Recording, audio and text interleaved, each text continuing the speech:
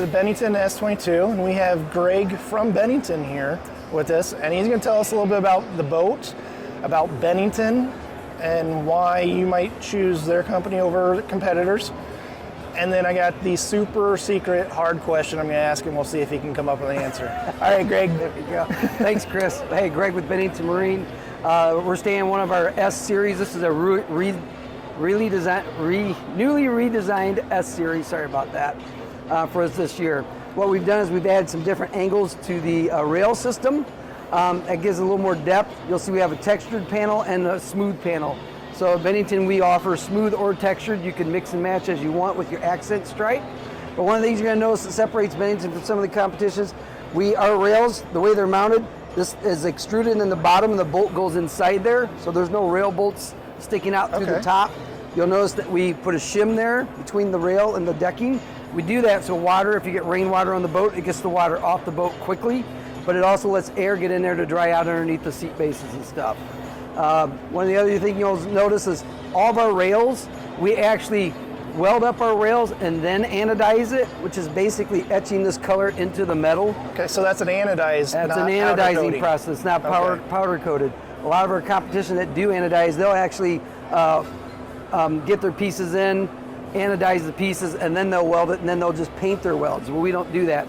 By welding it first, that anodizes getting right into the weld as well. So it holds up better, won't flake off, won't peel off like you see on a lot of the other brands. Some of the things you can't see is we use a fully through-bolted construction. So our decking is actually through-bolted with an elevated fang bolt with elastic stainless steel nut. So the bolt costs more than a lot of our competition will screw down their decks.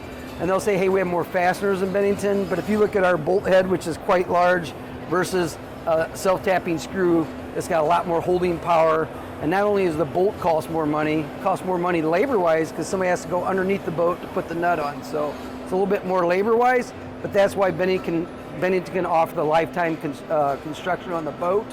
So that's for the first owner, and actually even can go to the second owner if they buy the boat within 10 years. So you mentioned lifetime warranty. Lifetime warranty, so that is one of the things. So, it's not a prorated warranty, it's a lifetime warranty on the construction. I noticed on the brochures there at the front that you guys are still using a wood deck. We are. So that lifetime warranty covers the wood deck? The wood decking, the flooring and everything, yes. We found wood still to be the choice to use because it's quieter.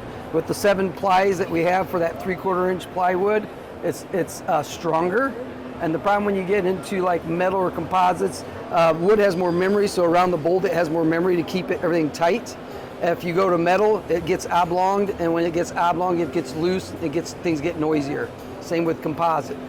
We still test with those things, not that we're closed-minded about not going to that in the future, but right now we're still finding this is the best way to go to make the boat hold up. Okay, so that's good to know. It was very educational at that point. Yeah, no problem. One of the other things that we do, we have a 10-year bow to stern warranty. So running lights, docking lights, your stitching in your seats, your gauges, your switches, radio, depth finder, playpin cover stitching, bimini top fabric stitching is all 10 years. So again, bow to stern, 10-year warranty on the boat. So you buy a new Bennington, you don't have to worry about things for quite some time. Okay, so, and I grew up in the north where we cover our boats when we're not using them. Down here in the south, for whatever reason, people are allergic to boat covers. I don't understand it, but you know. I hear you. So, are you guys doing anything with your fabrics and your vinyls to help defend against the harsh sun rays and environment for an entire southern hemisphere of people that don't cover their boats? Actually, that's a great question, Chris. So we use Simtex vinyl on majority of all of our boats. Sometimes we'll mix in a little bit of regular, the soft touch, but Simtex vinyl we find it holds up better in the harsh environments. Not being covered, it's better for the UV rays protectant. It also is very easy to clean, and it's cooler to the touch, which is nice. So you can probably remember a lot of seats when you open them, they'll stick together, but the Simtex material doesn't do that. It's cooler to the touch. You don't have that problem with the seats sticking together when you open up a storage area. So, okay. So another question, I believe this is a saltwater series, isn't it? Saltwater series, yes, correct. Okay, so on our saltwater series, It's pretty simple for Bennington. There's not a lot to make our boat a saltwater series.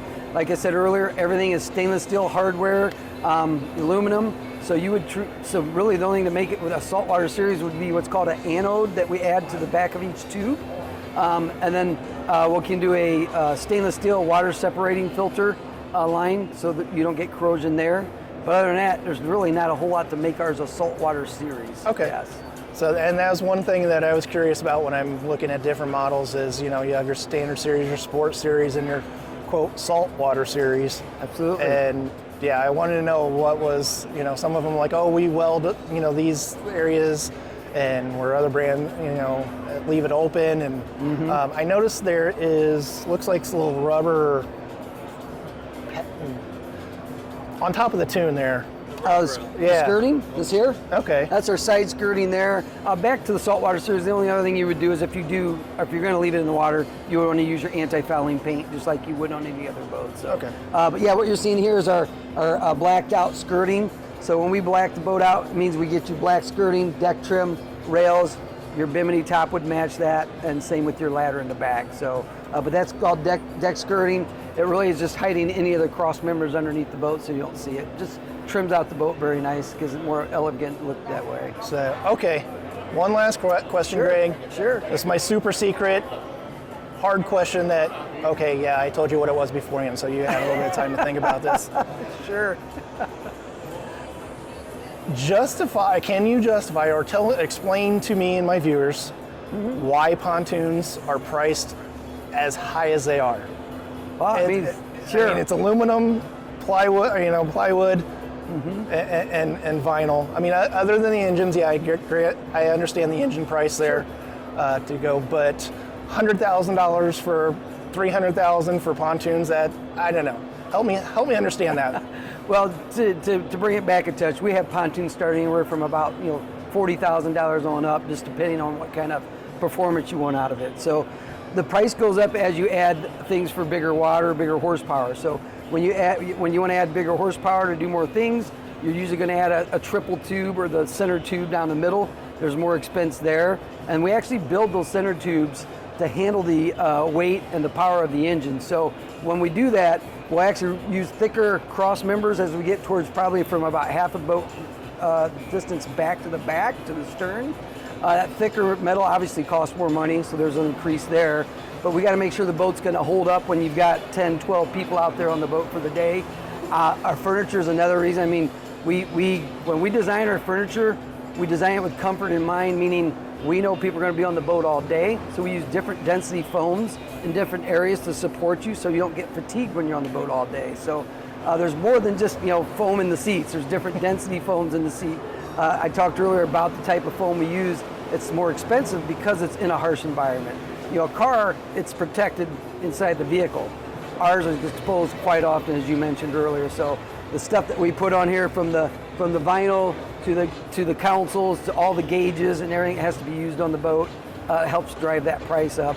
Along as we go to bigger horsepower engines, of course, then there's going to be an additional cost for that. So yeah, again, they're a little expensive, but when you enjoying time out with the family, and you got your friends out there having a great time on the water, it's pretty priceless. So okay, keep that in mind. That's a good way to end it up. Awesome.